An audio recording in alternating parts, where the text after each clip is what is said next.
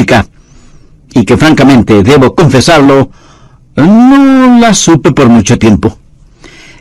¿En dónde vive Dios? Quiero decir, si usted quisiera escribirle una carta, ¿sabe a qué dirección escribir? ¿En qué clase de edificio vive Dios? Llamamos a los templos las casas de Dios, pero ¿lo son en verdad?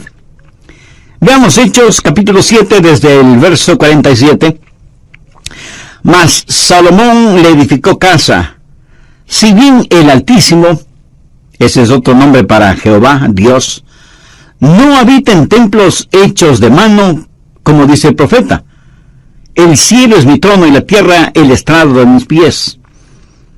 ¿Qué casa me edificaréis?, dice el Señor. ¿O cuál es el lugar de mi reposo? ¿En dónde mismo vive Dios? Le sorprenderá a usted al estudiar la Biblia el descubrir que Dios ha vivido en una serie de casas. Dios crea y diseña una casa, la habita por un tiempo, y si la casa está sucia, Dios sale de ella. Usted me dirá, pastor, no entiendo de lo que me está hablando. Bueno, usted va a aprender un principio en este mensaje. Dios no vivirá en una casa sucia. Otros podrán hacerlo, pero el único Dios verdadero, no. Dios ha vivido en una variedad de casas.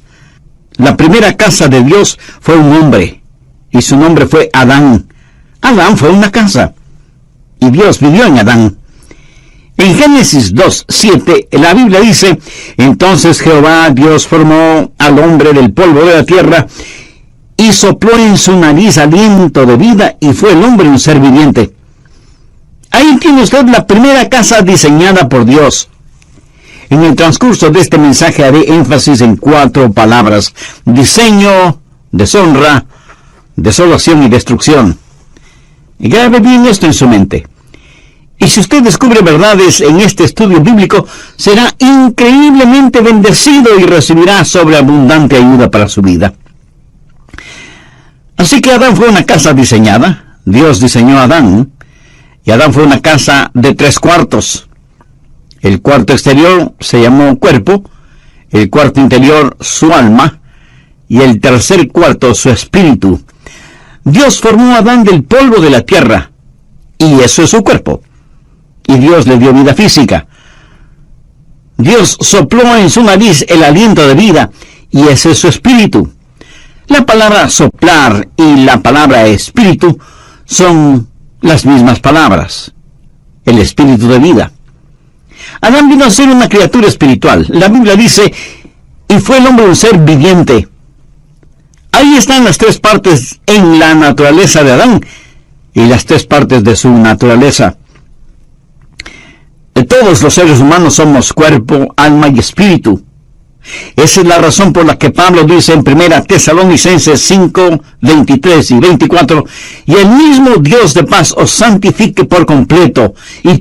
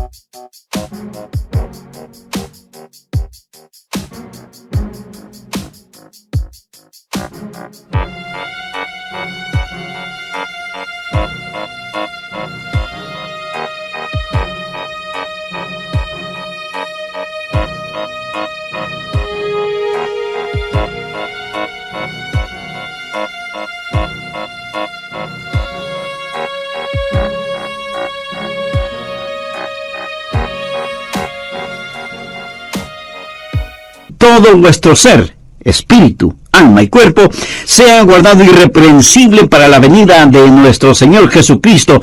Fiel es el que os llama, el cual también lo hará. Pablo les está diciendo que oraba a Dios para que el cuerpo, alma y espíritu de ellos fuera guardado sin mancha. Dios hizo de Adán una casa, no una casa para Adán. Adán era la casa. la casa para que viva Dios. Déjeme le explico esto. El cuerpo de Adán fue lo que podríamos llamar el hombre exterior. La Biblia llama a nuestros cuerpos casas. Y con este hombre exterior, con su cuerpo, Adán conoció la vida física y el mundo físico. Podríamos decir, el mundo debajo de él. Pero también tenía un hombre interior que es el alma. La palabra griega para alma es psique. Es la palabra de donde tenemos psicología, y psiquiatría y psiquis. El alma es la mente, las emociones, la voluntad. Es lo que hace de usted. Usted es su personalidad, su sentido del humor. Determinan lo que le gusta o disgusta. Son todas las idiosincrasias y proclividades que hacen de usted la persona maravillosa y única que es. Eso es su alma. Y está dentro de usted. Usted puede ver mi cuerpo, pero no puede ver mi alma. Pero usted puede sentir mi alma cuando hablo, porque usted puede escuchar mi mente, mis emociones y mi voluntad. Y esa es una expresión que mi cuerpo está haciendo de lo que está en mi interior. Así que con su cuerpo físico tiene vida y conoce el mundo debajo de usted. Con su alma tiene vida psicológica, conoce el mundo alrededor suyo y el mundo dentro de usted. ¿Pero qué de su espíritu? Yo solía pensar que alma y espíritu eran básicamente la misma cosa, pero es que no había leído la Biblia cuidadosamente. Porque en Hebreos 4:12 dice, porque la palabra de Dios es viva y eficaz, y más cortante que toda espada de dos filos, y penetra hasta partir el alma y el espíritu. Ahora, recuerde lo que dice 1 Tesalonicenses 5:23, y todo vuestro ser, espíritu, alma y cuerpo, sea guardado irreprensible. ¿Lo ve? Su espíritu es diferente de su alma. Ambos son invisibles y son inseparables, pero no son idénticos. Con mi cuerpo tengo vida física y conozco el mundo físico, el mundo debajo de mí. Con mi alma tengo vida psicológica y conozco el mundo social, el mundo que me rodea. Pero con mi espíritu tengo vida espiritual y conozco el mundo que está por encima de mí. ¿Se da cuenta? Fuimos creados para relacionarnos con tres mundos, el mundo físico, el social y el espiritual. Conozco el mundo que está debajo de mí, el mundo que está alrededor mío, y con mi espíritu conozco el mundo que está encima de mí. En Juan 4:24 leemos, Dios es espíritu, y los que le adoran en espíritu y en verdad es necesario que le adoren en espíritu y en verdad. Y en Romanos 8:16 Pablo dice, el espíritu mismo da testimonio a nuestro espíritu de que somos hijos de Dios. En el libro de Génesis, cuando habla de criaturas vivientes, literalmente dice almas vivientes. Si usted tiene un perro, ese perro tiene una mente, una emoción, una voluntad, pero no tiene espíritu. Un perro no puede orar, un perro no puede adorar, un perro no conoce a Dios. Puede mover su cola y hacer piruetas, pero no conoce a Dios. Y las flores, hermosas como son, tienen un cuerpo, pero no tienen alma. Los animales tienen cuerpo y alma, pero no tienen espíritu. Solo el hombre, hecho a la imagen de Dios, tiene espíritu. Adán fue una casa de 3 habitaciones, y a Dios le gusta eso. El cuarto exterior fue su cuerpo, el cuarto interno fue su alma, pero en el cuarto más privado es en donde Dios habita. Dios dice que habitará con aquel que es humilde y contrito de espíritu. El espíritu humano es el lugar en donde habita el Espíritu Santo. Cuando la Biblia dice que Dios caminaba con Adán en el jardín del Edén, ¿cómo caminaba Dios con Adán? ¿Caminaba Dios al lado de Adán? Dios no tiene un cuerpo físico. Dios caminaba en él y con él. Adán era la casa de Dios y Dios vivía en Adán y él caminaba y hablaba con Adán. Dios es un Dios trino, Dios el Padre, Dios el Hijo y Dios el Espíritu Santo. Y todo lo que Dios hace representa la Trinidad de Dios. Por ejemplo, El espacio. ¿Qué es el espacio? Altura, anchura y profundidad. La altura no es la anchura y la anchura no es la profundidad, pero todas son parte de lo mismo. Usted puede identificar cada una de ellas, pero no puede separar ninguna de ellas. Y así es Dios. Dios es Padre, Hijo y Espíritu Santo. Ahora, el Padre no es el Hijo, y el Hijo no es el Espíritu Santo, y el Espíritu Santo no es el Padre. Y sin embargo, todos son uno, no son idénticos, pero sí son inseparables, y son Dios. Otro ejemplo, el tiempo. El tiempo es pasado, presente y futuro. El pasado no es el presente, y el presente no es el futuro, y el futuro no es el pasado. Y aunque el tiempo es uno, cada una de sus partes es fácilmente identificable. Cada cosa que Dios ha hecho refleja la Trinidad de Dios, espacio y tiempo y hombre. Usted fue creado para hacer una casa en la cual Dios viva. Adán fue la primera casa de Dios, la casa primordial, la casa diseñada por Dios mismo. Pero esa casa diseñada se volvió una casa deshonrada. Dios le dio a Adán una advertencia, no una amenaza, sino una advertencia. Dios le dijo a Adán: hay un árbol en el jardín del Edén, el fruto del cual no debes comer, porque el día que llegues a comerlo, de seguro morirás. Y todos sabemos, Adán desobedeció y comió del fruto de ese árbol. Génesis 3:6 nos dice que Eva tomó del fruto y lo comió, y dio también a su marido, y él lo comió. Y por tanto, el pecado entró en esa casa. El pecado manchó y ensució la casa. Y la casa que fue diseñada por Dios se volvió en una casa deshonrada por el hombre. Dios les advirtió que no lo hicieran, pero ellos lo hicieron de todas maneras. Y el pecado entró y manchó la casa en la cual Dios estaba viviendo. Pero algo más sucedió. La casa diseñada, que fue casa deshonrada, se volvió en una casa desolada. ¿Qué pasó cuando Adán pecó? Dios sencillamente salió de esa casa, porque Dios no puede vivir en una casa sucia. Dios le había advertido a Adán: el día que comas del fruto prohibido, de seguro morirás. ¿Alguna vez se ha preguntado qué es la muerte? La muerte no es la separación del alma y del cuerpo. Si yo tuviera un masivo ataque al corazón ahora mismo, y vinieran los doctores y me examinaran tratando de encontrar mis signos vitales y finalmente diagnostican: está muerto, estarían diciendo una mentira, porque yo no puedo morir. Porque Jesús dijo: el que cree en mí, aunque esté muerto, vivirá. Y yo creo en Jesús. Yo no puedo morir. Usted está escuchando a un hombre que jamás morirá. Todo lo que haré será simplemente cambiarme de casa. Mi verdadero yo se irá al cielo. Pablo lo dijo claramente: ausentes del cuerpo y presentes en el Señor. La muerte no es la separación del alma y del cuerpo. La muerte es la separación de nuestro espíritu de Dios. ¿Lo comprende? Eso es la muerte. Dios le dijo a Adán que el día que comiera del fruto prohibido moriría.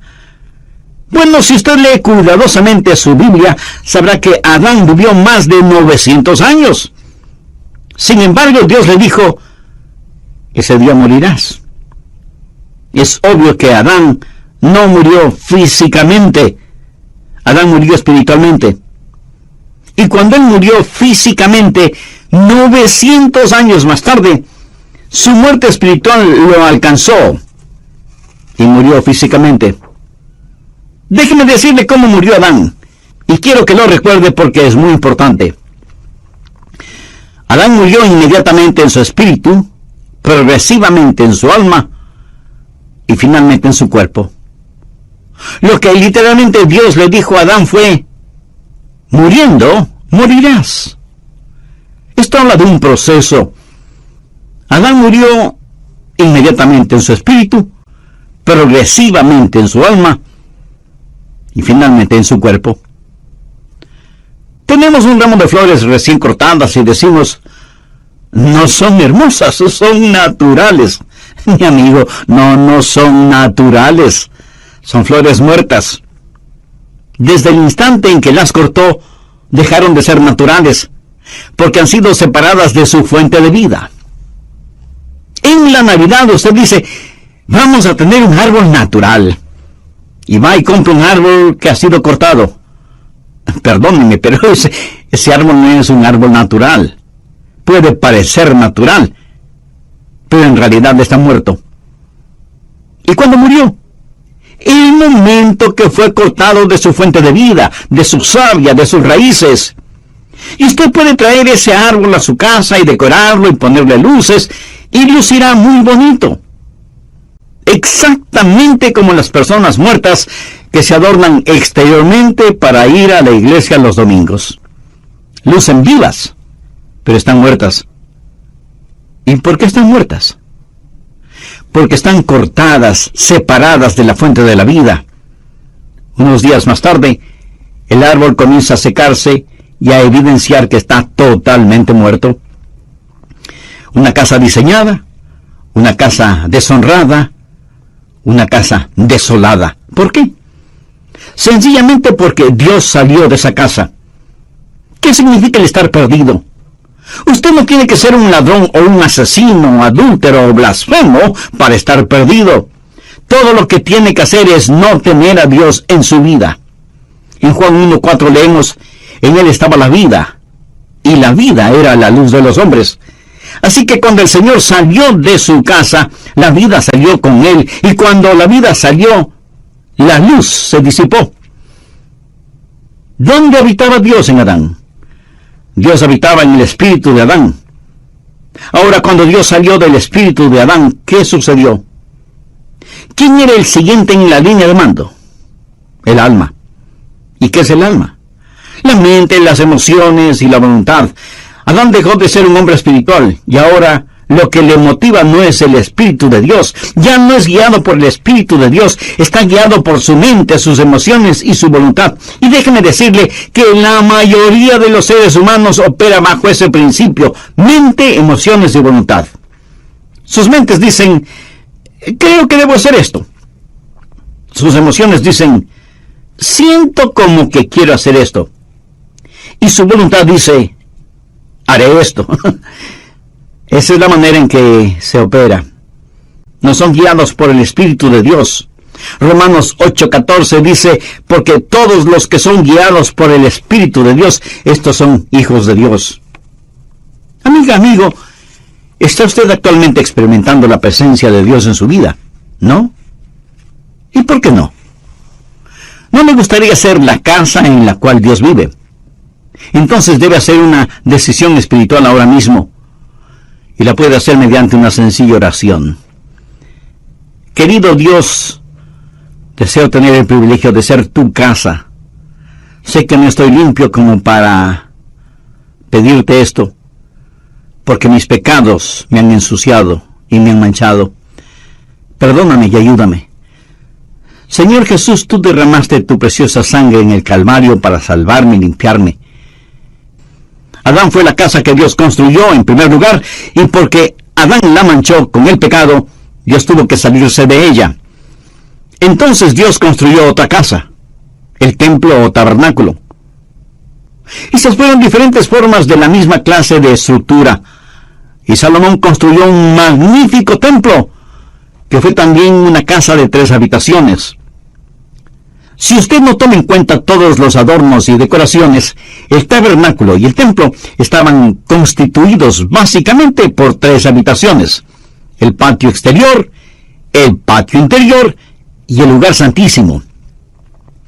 El patio exterior, que era el lugar de los sacrificios, donde estaba el altar de bronce, representa su cuerpo, el hombre exterior, porque debemos presentar nuestros cuerpos como sacrificios vivos. La siguiente habitación, el patio interior, representa su alma, porque es donde la gente se encuentra y tiene compañerismo, y se conocen unos con otros y adoran a Dios. Pero había una tercera habitación, conocida como el lugar santísimo. ¿Y qué había en ese lugar santísimo? La Shekinah, la gloria del Señor. Dios habitaba ahí entre los querubines que cubrían el propiciatorio en el arca, y la gloria de Dios inundaba ese cuarto. Dios estaba allí, en un lugar santísimo. El patio exterior, el patio interior y el lugar santísimo. Esta también fue una casa diseñada por Dios. Dios le dijo a Salomón, cuando construyó el templo: «Constrúyelo de acuerdo al diseño que te he dado». No es que ellos simplemente lo pensaron. Dios fue el arquitecto de ese edificio. Dios lo diseñó para que tenga 3 habitaciones, porque todo lo que Dios hace refleja a la Trinidad. Pero no solo fue una casa diseñada, sino también una casa deshonrada. Recuerda lo que Jesús dijo cuando estuvo en el templo y vio a los mercaderes y cambiadores de monedas allí. Recuerda cómo él, movido con ira santa, actuó. Recuerda lo que Jesús dijo: «Escrito está, mi casa, casa de oración será llamada, mas vosotros la habéis hecho cueva de ladrones». Una casa diseñada, una casa deshonrada y una casa desolada. ¿Por qué Dios no vive en una casa sucia? ¿Qué es lo que hizo Dios? Dios sencillamente se salió. En Mateo 23:38 Jesús dijo: «He aquí vuestra casa os es dejada desierta». Note que en Mateo 21:13 Jesús dijo: «mi casa». Pero aquí en Mateo 23:38 dice: «vuestra casa os es dejada desierta». ¿Lo entiende? Era la casa de Dios. Pero él salió de allí diciendo: «pueden quedarse con ella, es su casa». Y ellos continuaron adorando en ella, y continuaron ofreciendo sus sacrificios y quemando sus inciensos, y siguieron cantando sus canciones y diciendo sus oraciones. Pero Dios estaba a miles de años luz de distancia espiritualmente. Él les dijo: «es su casa». Y ellos continuaron siendo religiosos en ella. Una casa diseñada, una casa deshonrada, una casa desolada y, por último, una casa destruida. En Mateo 24, los discípulos trajeron a Jesús para mostrarle el templo como si él nunca lo hubiera visto. Y dijeron: no es realmente hermoso. Y Jesús les dijo: ¿veis todo esto? De cierto os digo que no quedará piedra sobre piedra. No quedará piedra sobre piedra. Y eso es verdad. He estado allí, lo he visto con mis propios ojos. No quedará piedra sobre piedra. Ese magnífico templo que Herodes construyó ya no existe. ¿Por qué? Una casa diseñada, una casa deshonrada, una casa desolada y una casa destruida. Bien, la primera casa de Dios fue Adán, luego el tabernáculo, el templo, que fue como una lección. La siguiente fue la casa perfecta de Dios. ¿Sabe qué casa fue? Nuevamente un hombre, y su nombre es Jesús, el último Adán, quien vino a restaurar lo que el primer Adán perdió y a enseñarnos qué es lo que el templo nos enseña. ¿Fue Jesús una casa de Dios? Por supuesto que sí. Leamos Juan capítulo 2, los versos del 19 al 21.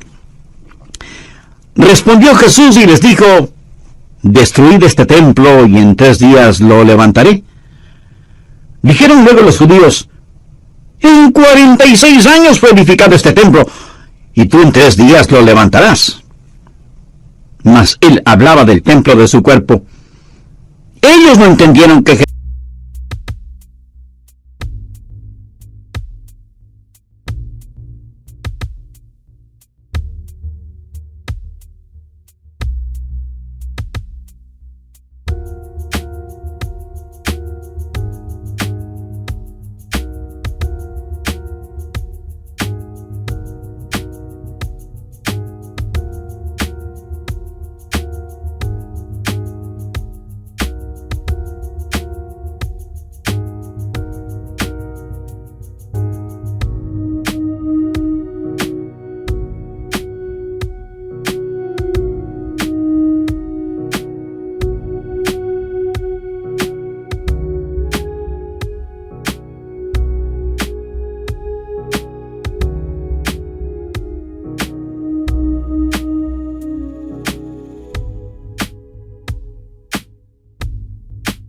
Jesús estaba hablando de otro templo, que Jesús mismo era el templo.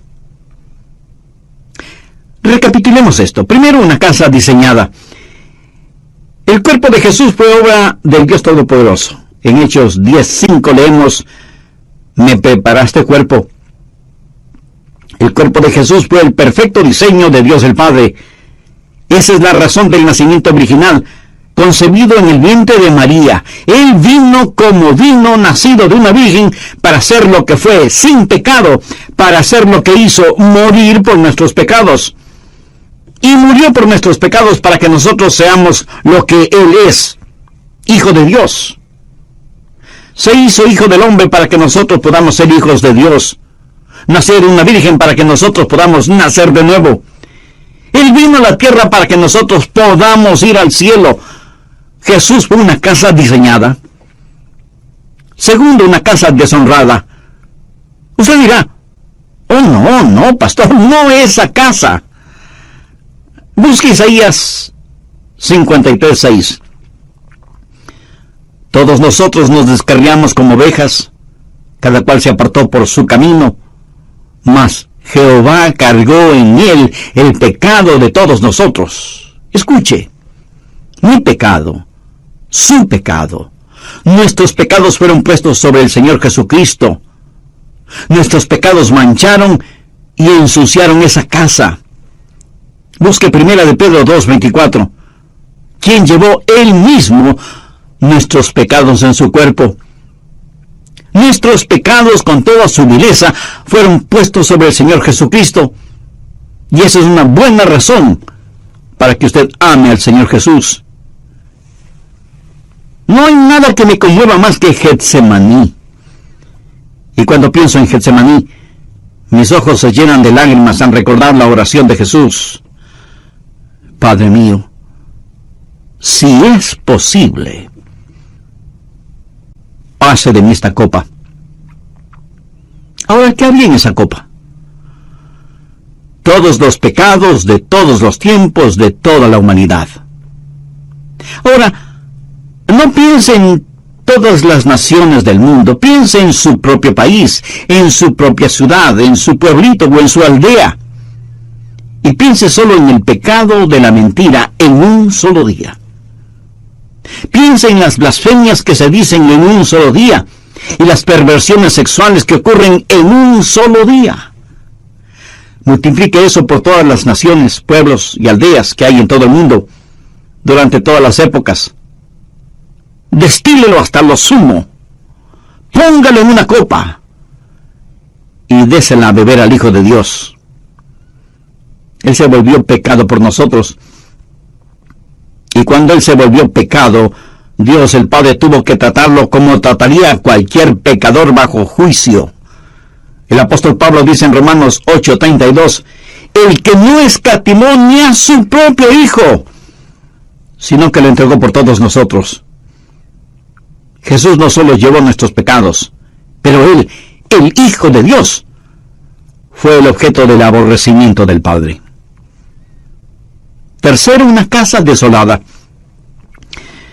Cuando Jesús estuvo clavado en la cruz y cuando los negros dedos de la oscuridad cubrieron el monte Calvario, cuando la tierra tembló y se estremeció, y Jesús soportó todo el peso de nuestros pecados y Él clamó: Dios mío, ¿por qué me has desamparado?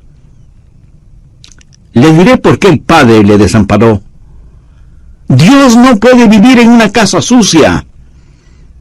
Él abandonó esa casa que quedó desolada. Y Jesús murió solo. Solo.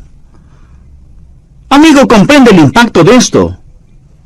Jesús no contó con el consuelo de su Padre. Jesús murió solo. Cuando David caminó por el valle de sombra de muerte, él pudo decir: no temeré mal alguno porque tú estarás conmigo. Jesús no pudo decir ni siquiera eso. Estuvo olvidado de Dios y de los hombres, suspendido entre el cielo y la tierra, una casa diseñada, una casa deshonrada, una casa desolada. Cuarto, una casa destruida. Jesús supo lo que le iba a pasar. Esa es la razón por la que dijo en Juan 2:19, destruid este templo, y en 3 días lo levantaré.